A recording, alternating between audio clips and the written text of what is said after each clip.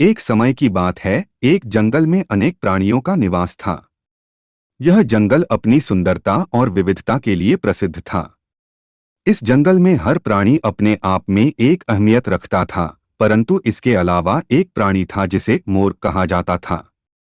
मोर जंगल के सभी प्राणियों के बीच अपनी अद्भुत सौंदर्य के लिए प्रसिद्ध था।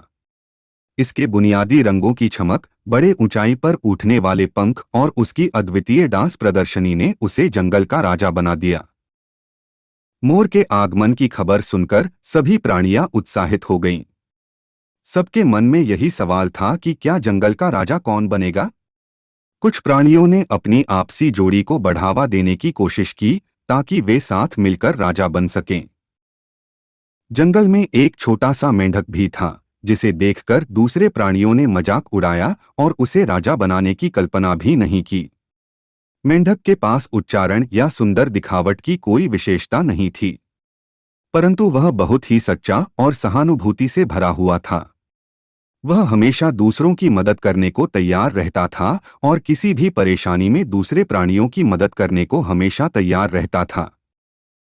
एक दिन जंगल के सभी प्राणियों के सामने एक बड़ा संकट आया।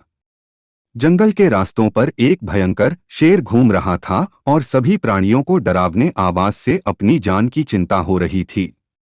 मोर भी डर गया, परंतु वह छोटे मेंढक के पास गया और उससे कहा, हे मेंढक, हम सबको इस शेर से बचाना होगा। कृपया कुछ करो। मेंढक ने ठीक से सोचा और उसके धैर्य से काम लिया।